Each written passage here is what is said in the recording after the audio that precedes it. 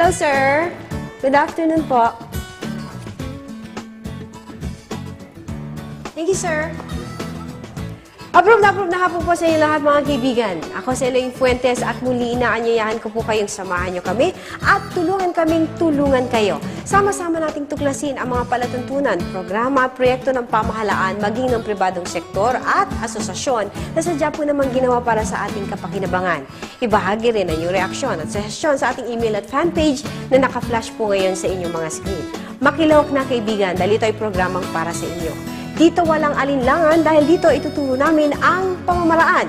Ito ang approve. Gawin natin to. Ang exact location natin ngayon ay ang Basement Gallery ng Metropolitan Museum of Manila. Dito itinatago, dito inaalagaan ang mga koleksyon na pag-aari ng Bangko Sentral ng Pilipinas. Narito ang gold at pottery collection. We will take a walking tour once again at syempre kasama kayo mga kaibigan. Tara na!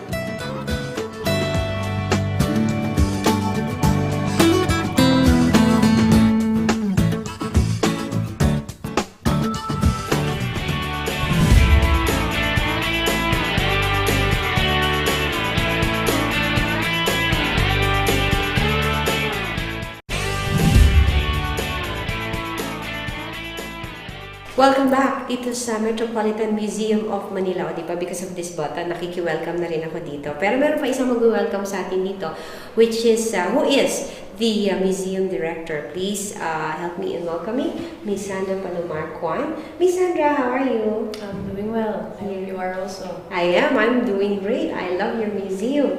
And of course, I love the exhibits here. We have Hidalgo here, Felix Hidalgo, and we have another one over there. And this is just to, siguro maramdaman ninyo because Hidalgo is Hidalgo. And Hidalgo is property of The BSP. the BSP. Yes. So there are many treasures here that are entrusted in your care. Yes. Okay. The Metropolitan Museum of Manila is the custodian of a large collection of artworks belonging to the Bangko Sentral ng Pilipinas. Okay. And a lot of these artworks are paintings. Among them, Hidalgos. We have two over here. And they date to the 1880s. So part of the collection of the Bangko Sentral ng Pilipinas is also a wide variety of pre-colonial gold and pottery pieces. These are in the basement of the museum, and we are custodians of these pieces in terms of caring for them and restoring them if there is a need, and as well as exhibiting them properly. So part of the programs that we have in the Metropolitan Museum of Manila is to conceive of exhibitions that will put the collection of the Bangko Sentral ng Pilipinas into its best light. Apart from that also, we also have an educational program. Okay. Here we prepare, along with our exhibitions, a list of activities throughout the year that include lectures, workshops, to welcome all age groups. Ganda yan, all age groups. No? Meron din kayo programs for little kids. Well, not so little, but school kids. Yes, definitely. Okay. You have a big responsibility here. No? Malaking responsibility ninyo dito because as we were talking earlier, off-cam, the value ng mga nahanito ay priceless na silang maituturing because they are our national treasure. No? Yes. Kaya nga sila acquired ng Central Bank because it's part of our culture and our history. Pagkatapos to make it available to the public naman para ma-enjoy din ng mga Pilipino. For example, this wonderful, amazing piece by Hidalgo. No, there are two pieces here. We can go over there, another piece of Hidalgo. And when you say Hidalgo, Hidalgo is Hidalgo. So, ito ay ilan lamang no, sa mga inaalagaan ng Metropolitan Museum at nagkakaroon kayo ng mga programa para ipakita ito sa public. Now, of course, a museum is created para bisitahin ng ating mga kababayan. Ano ang pwede mong sabihin, Miss Sandra, sa ating viewers para ma-encourage sila na i-enjoy? Because this is ours eh. This may have been painted by Hidalgo, bought by the central bank, but this belongs to the Filipino people. And if you're Filipino, you're part owner of this, tama? Yes, Okay, oo, so- totoo yan. Unang-una, alamin natin na ang museo ay para sa lahat. Ang kailangan nilang malaman ay kung saan kami. So, we are housed in the PSP complex. We're open from Mondays to Saturdays from 10 to 6 in the afternoon. Right. Now, when you come to the museum, we have tour guides who will bring you around and give you more information. But you can also come in advance and request for special tours that can accommodate classes, in particular for shall we say, a history class or or an art class. Right. So we can, shall we say, Craft. yes, a guided tour or a workshop, particularly for this audience. We also have a website that you can Yes. look into, and that's where you will see our upcoming events and activities. Okay.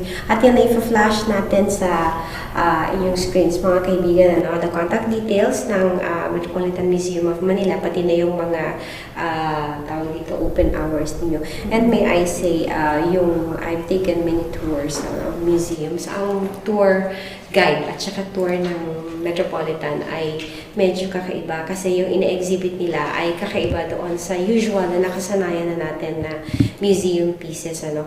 Once again, Miss Sandra, no, the treasures here are the treasures of the Filipino people. Kaya kung Pilipino ka o kaya mahal mo ang Pilipino, it's time that you visit and you experience the art brought to us by the great masters of Philippine artistry. Miss Sandra Palamark Juan, the director of the museum, maraming salamat sa iyo. Salamat din po. Okay, babalik kami dito. Please. Okay. At pagbabalik natin mga kaibigan, bibisitahin natin yung isa sa mga exciting parts pa rin itong ating tour. Lahat naman exciting, no? But this is because yung collection na bibisitahin natin, kasama natin si Mr. Billy Malacura, ang Education Officer ng Metropolitan. Ipupuntahan natin yung treasures na pag-aari ng Bangko Sentral, the gold and coin collection, kasama yung pottery. Okay, alas magbabalik ang approve.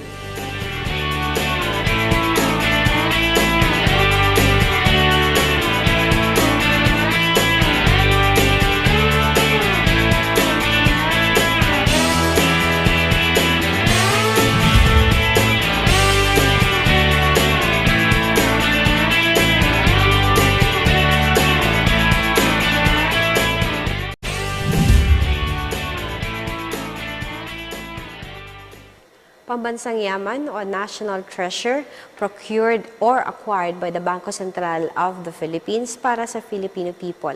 Exact location natin ngayon, this sa basement gallery, and with us once again is Mr. Billy Malacura, ang Education Officer ng Metropolitan Museum of Manila. Muli, welcome and hello. Yes.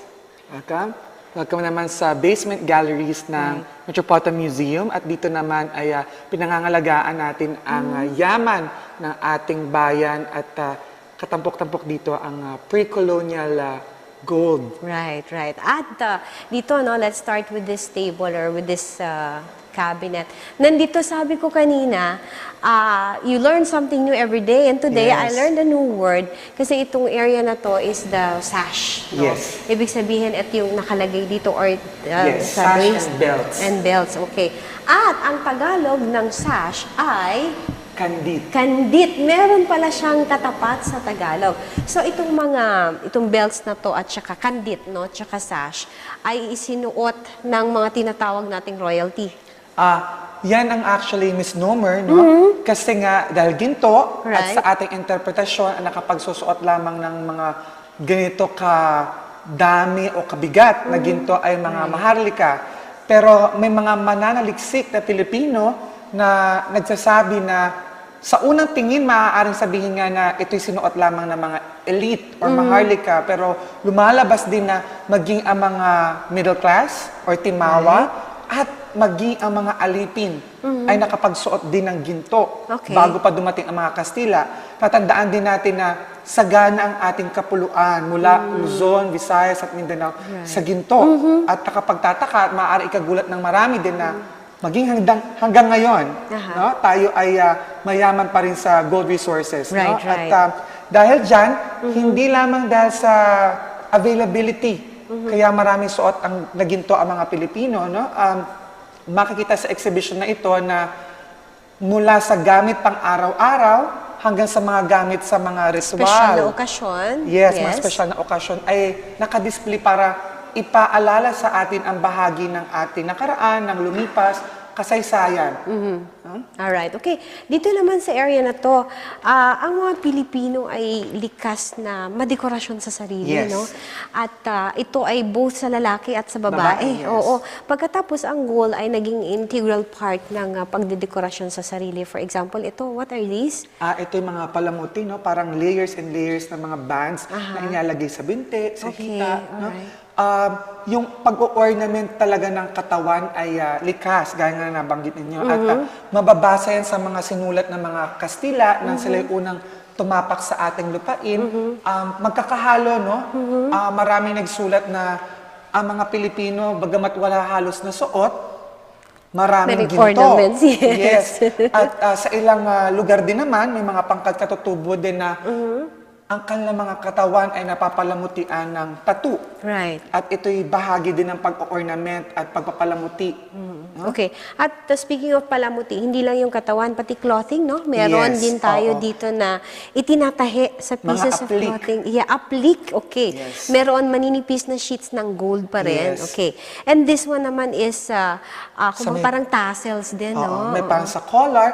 At magandang mabanggit natin yan, no, na yung paglalagay ng palamuti kahit sa damit, no, hanggang ngayon, no, kung mapapansin natin, hanggang ngayon, sa moderno at makabago at napapanahong fashion, no, hindi nawawala yun. Correct. At titingnan din natin kapag tayo umikot sa exhibition na to, hindi lamang kung ano yung itsura niya ngayon.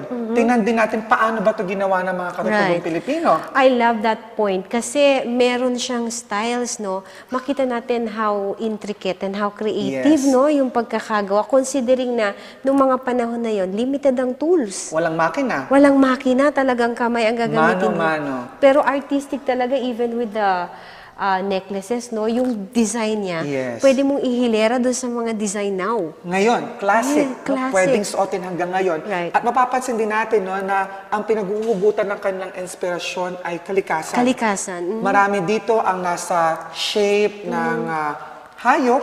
May mga kwintas dito na tinatawag na pamigti, pamigting tutubi, o pamigting suso. Kasi ang kanilang forma ay hahango sa shell ng snail, o kaya doon sa wings katawan ng tutubi. Tutubi, okay. No? Now, we are talking about national treasure here, no, Billy? Ito ay iniingatang mabuti because it costs a lot of money, no? Yes. Some of the pieces are priceless even. At ito ay iniingatang mabuti, pero at the same time, isinishare din natin sa public. Yes. What is the purpose of sharing it to the public?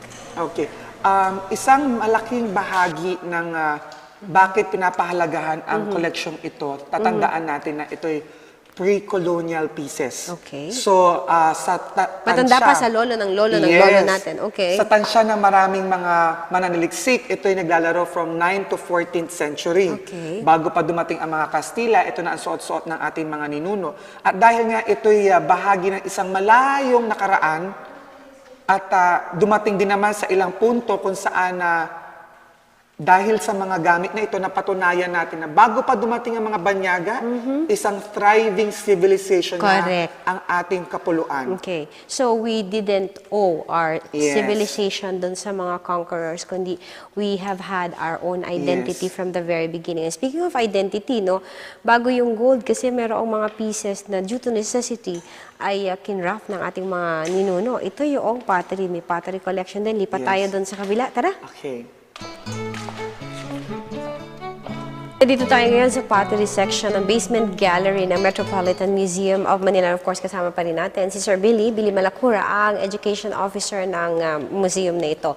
Now, sabi ko kanina, merong mga products no, na born out of necessity, kinakailangan nilang i-craft. Now, before we go to the interesting part, ito yung ilan sa mga yan. Ano? At ito ay ginamit sa pagluluto, sa pag-store ng mga pagkain, lalagyan, ng mga kung ano-ano. Pero you told me something a little earlier, no? Kasi usually pagka pottery ang pag-uusapan, we visualize, no, na merong umiikot tapos you're doing the Yes. pottery. Pero sabi mo kanina, these are pre-colonial. Pre-colonial pieces at according sa ating pambansang alagad ng sining para sa literatura na si Nick Joaquin, Aha. sinulat niya minsan na ang gulong ay na-introduce lamang during the Spanish period. Right. So maaaring maglaro sa ating mga isip na hindi yung alam nating proseso ng paggawa ng pottery Right. ang ginamit ng ating mga katutubo dito, no? Hindi ito yung pinipidal mo yung wheel and then you have the clay, tapos minamaneuver mo. Iba't iba ang mga technique, no? Meron dyan yung parang i-shape mo lang siya to something and then tatanggalin mo yung pinakahulmahan niya. That could have been one. Kaya ang mga inspirasyon ng mga earthenware, no, ay animals, Right. fruits, vegetables, Right. no? Kung ano ang nasa paligid nila. At gaya na nabanggit ninyo, yung gamit noon at gamit ngayon ay halos hindi nagbago. Okay. Nakakatuwa nga na pag sa probinsya, ngayon ang mga lutong ulam sa clay jars ay sinasabing mas masarap. Correct. No? Tapos, itong mga designs na to, no, some of them, meron silang intricate Yes. tawag dito, parang filigree na halos siya kasi ang liliit. Pagkatapos the patterns, no, and these are just one of them, marami pa dito. A lot of these pieces were also acquired underwater. Yes, these were retrieved underwater, if I'm not mistaken, back in the 70s, during the time of Governor Harmy Lai of the Central Bank. At ito din yung panahon na nakatipon ng iba't ibang mga likhang sining, from artworks even to anthropological, archaeological, mga objects. At dito nakikita natin no, na nag-iiba-iba na yung mga Very patterns creative, and shapes. May Tapos mga parang, nadadagdagan na ng implements, meron na siyang Yes. tenga, Oo. meron siyang Yung bitbitan. hawakan. O, tapos Tas parang yung leeg. importante na rin yung designs. Yes. So, hindi lang functionality ngayon, meron na siyang designs. Okay. Now, pero you were also saying kanina, kasi, of course, the conquerors would like to claim that they gave us civilization and education and art, and this is art, definitely. Pero etong treasures na to, na inaalagaan ng Metropolitan Museum, nagpapatunay na hindi po ganon. Before they even came, we were already a nation. Yes. At meron na tayong ganito. Okay. Marami kasi kapag pumapasyal sa museo, ang tingin o ang pananaw ng marami ay mga lumang gamit lang ang nakadisplay Right. sa loob ng mga glass cases. Pero maliban doon, no, hindi na natin ina-appreciate yung kalumaan ng isang bagay, pero yung kwento na meron doon. Ay, Kasi nga, yes. ito, gaya na sinabi ninyo, no, ikinakwento ng mga gamit, kahit walang nakasulat, ikinakwento niya yung mga naging buhay ng ating mga ninuno. At patunay na wala pa mga dayuhan, nagagawa na nilang tugunan ang mga pangangailangan nila. Okay. Now, speaking of, or in the same train of thought, no, Billy, when I look at this kasi, I can't help but imagine, no, parang trip back in time, how it was like, Yes. noong mga panahon na yon. Yung palang maisip mo tong mga bagay na to, yung anong nasa isipan ng ating mga ninuno habang ginagawa nila ito. And did they even imagine na darating panahon, fast forward naman to the future, na alam ba nila na yung mga gawa nila na probably is just part of their day, biglang i-exhibit dito at bidang-bida sa isang museum na katulad ng Metropolitan. Now, as the education officer and you do tours here, ano yung pinaka-matinding mensaheng pwede mong ibigay sa mga nagnanais na bumisita sa mga museums katulad ng Met? Ang lagi namin sinasabi, no, at ito'y hindi lamang sa Metropolitan Museum, pero para din sa lahat ng mga cultural agencies sa Pilipinas, na ang mga museo ay ituring nila na parang pangkaraniwan na espasyo kung saan makakatangkilik sila and at the same time nakakapagpahayag sila. No? Dahil nga sa ating mga Pilipino kapag nakapagtapos at nakapagtrabaho na, mas gugustuhin pa magpunta sa mall, manood ng sine, magpunta sa concert. Pero lagi ko rin sinasabi na ang kabataan lalo na ngayon, no, ang generation ngayon, mas malaki ang potential na makapangibang bansa or maka-encounter ng mga dayuhan. At sa madalas, ano ang may kukwento mo tungkol sa iyong bayan, sa iyong lahi? Kaya kung lalaparan natin ang ating access sa kultura, sa sining, mas magkakaroon ng sustansya ang ating pagkatao, ang ating pagkakakilanlan, at itong mga palayok, pangkaraniwang palayok, kung titingnan natin, no, may mga disenyo nga, maaaring hindi nagkakalayo sa mga banga nila sa bahay, kaya ang tingin nila pangkaraniwan, ito'y salaysay na ng isang mayamang kultura at mayamang, hindi ang kultura nung nakaraan, pero baon-baon natin hanggang ngayon. Hindi, tsaka alam mo, pagka ang pinag-uusapan museum pieces na katulad nito, no, parang nagkakaroon ng connection yung dun sa nakaraan at saka yung ngayon. Kasi basically, pag makita ninyo, no, yung mga pieces dito, hindi nalalayo yung disenyo at saka yung gamit din. No? Nadagdagan lang siguro yung gamit ngayon because we use them as decorations in our houses. Pero yung gamit, lalo na kung sa mga probinsya, no, makikita natin, eto pa rin siya. Yes. So, ibig sabihin, it worked what they designed from hundreds and thousands of years ago. Ginagamit pa rin natin yan. And it really is a different feeling, Billy, no? Pagka nandito ka, I mean, surrounded by these art pieces and knowing that they are older than time itself. Yes. Iba yung history. pakiramdam, of Nakasulat, nakasaysayan natin, mas patanda pa sila. Exactly. Wala pa tayong written record. Oo, yung ating mga katutubo lamang na nagsulat sa mga punong kahoy, Right. sa mga mga bato, bark, sa barks, no? Tsaka sa cave. Yes. Okay. Meron na tayong ganito. Oo. Okay. And of course, merong mga special programs ang Metropolitan Museum. May mga grupo, may mga pwedeng pamilya. Kung mag-excursion kayo, pwede kayong pumunta dito. Why don't you invite them again, Billy? Para sa amin sa museo, kung kayo ay nagbabalak o may mga schedule kayo or weekly schedule sila nagpupunta kayo sa mall, maaaring baguhin din natin to, no? Kung nakakaumay o nakakasawa na magpunta sa mall, subukan naman natin pumasya sa mga museo na para maiba sa mga mag-aaral, kung nais ninyo mag-research, gusto niyo na isang tahimik na lugar, no? Gawin nyo din to sa museo, no? Ang museo ay extension ng ating tahanan at ng ating paaralan. Right. Ito'y bahay ng bawat Pilipino, Right. no? At nagkukwento sa ating nakaraan at nagpapahiwatig din kung anong potential natin maging, no? Kaya ito'y accessible lagi sa lahat.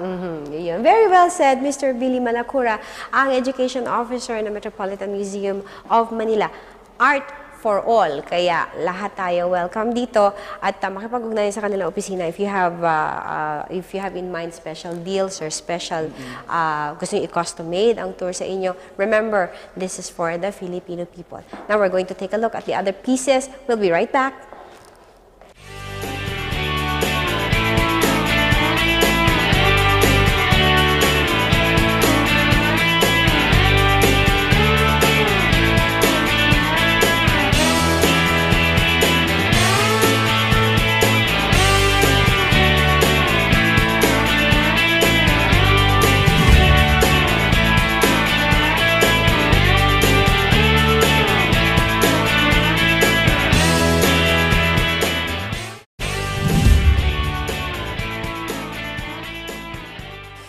Isa sa mga pinakakilalang contemporary artist ngayon, itong artwork ni Ronald Ventura. And at first glance, akala ko charcoal. Unang-una, akala ko photograph. Tapos akala ko charcoal.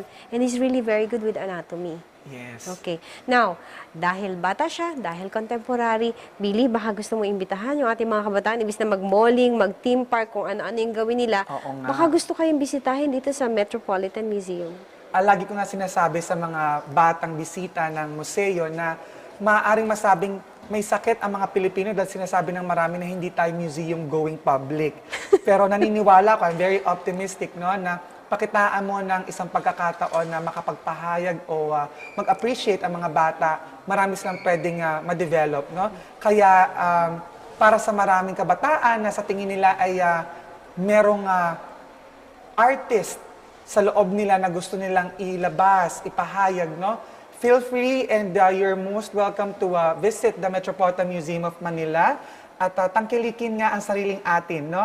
Ang mga likhang sining ng mga young artists ay nandito upang magkwento ng mga pananaw, saloobin at bahagi na rin na atin ng kasaysayan. No? Ang exhibition na ito ay tatagal pa ng mahigit 1 taon at may mga portions o sections ng exhibition na nagbabago, nagpapalit. Meron ding isang section ng exhibition na tumatampok sa isang region. Sa pagsisimula ng aming exhibition, ito ay magtatampok sa Bacolod. Kaya para sa ating mga panauhin dyan na nanonood, pumunta at tangkilikin ang sining ng mga Pilipinong kontemporaryo. Okay, and I would like to add, Billy, no, na the best way to discover the artist in you is to be within or among the works of other artists. Kaya ako din makikiimbita na rin ako. Bisitahin niyo po ang Metropolitan Museum of Manila. At i-announce natin kung meron silang mga free days at saka meron mga special programs. So watch out for it. Ano po, ibibigay namin sa inyo ang contact details ng Metropolitan Museum of Manila. Billy, thank you very much. Maraming salamat din po. Okay, si Billy Malacura, ang Education Officer ng Metropolitan Museum of Manila.